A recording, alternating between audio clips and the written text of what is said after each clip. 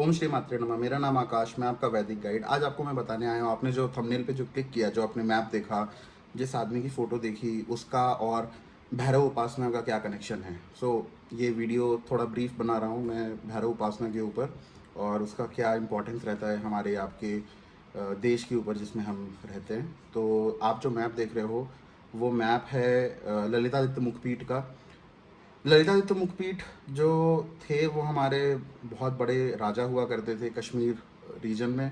और अगर आप उनका मैप देखोगे, उनके एम्पायर का मैप देखोगे, तो वो फैला हुआ था up until middle east, Turkey तक।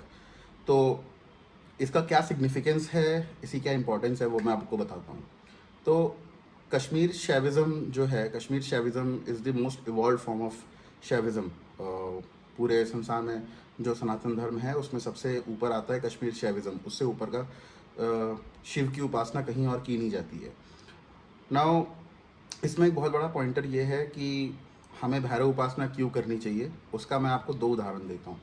तो जैसे जैसे कश्मीर में शैविज़म का डिक्लाइन हुआ, अधोगति हुई, उसके साथ साथ ही अगर आप देखोगे तो जो ललितादित्य मुखपीठ का जो पूरा एम्पायर था, जो पूरा उनका साम्राज्य था, वो टूट टूट के बिखरने लगा कई टुकड़ों में।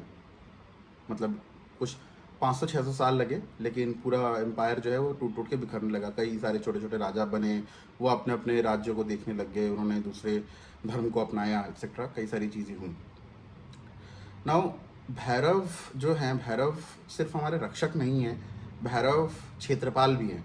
क्षेत्रपाल का मतलब होता है ऐसी शक्ति जो कि आपके पूरे क्षेत्र की रक्षा कर रही हो। जो आपका जो भी क्षेत्र है, उस क्षेत्र की, पूरे क्षेत्र की रक्षा की जिम्मेदारी उनकी है। अगर आप क्षेत्रपाल की बहुत तीव्र उपासना करते हो तो आपके जो क्षेत्रपाल हैं, क्षेत्रपाल आपके क्षेत्र का विस्तार कराने में भी सहायता करते हैं। वहीं अगर आप उनकी पूजा ना करो तो आपकी खुद की क्षेत्र की सुरक्षा नहीं होती है। उदाहरण के तौर पे हमारे भारतवर्ष के खुद ही 3 टुकड़े हो गए।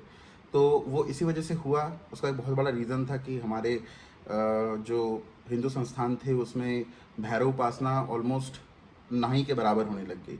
तो उसका जो खामियाजा है वो हमने इस तरह से दिया कि हमारे खुद के देश के 3 टुकड़े हो गए अल्टीमेटली। इसीलिए अगर आपको अपने भूखंड को, अपने राज्य को, अपने देश को एक बनाए रखना है तो उसके लिए भैरव उपासना बहुत ज़रूरी है। बहुत सारे लोग अलग अलग तरह का मत है कि हमें भैरव की उपासना घर में करनी चाहिए, नहीं करनी चाहिए, हमें कुछ नुकसान तो नहीं हो जाएगा। बहुत तरह की भ्रांतियाँ भी फैली हुई हैं। तो वैसे तो कोई नुकसान नहीं है।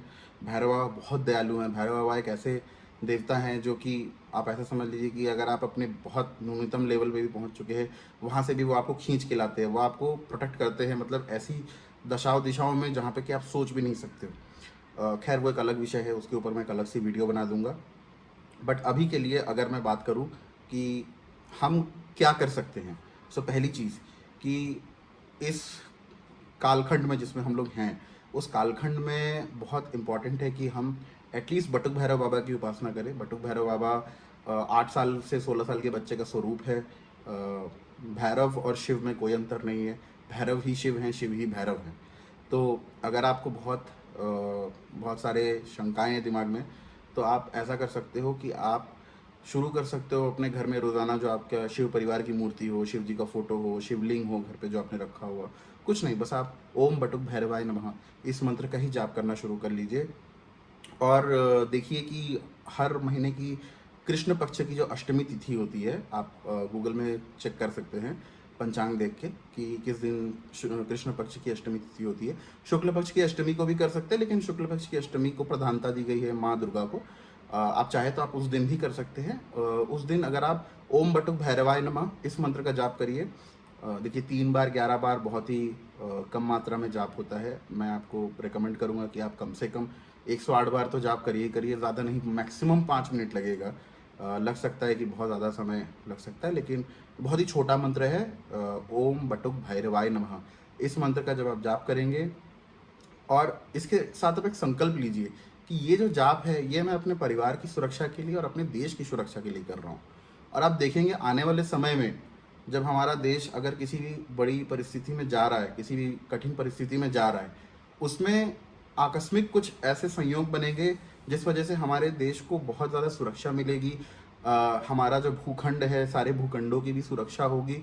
आप समझ नहीं पाओगे, क्योंकि देखिए मानव का जो बुद्धि विवेक है आज के युग में, इस कालखंड में, वो इतना इवॉल्व नहीं है कि हम कई सारी चीज़ें अपने हिसाब से समझ पाएँ।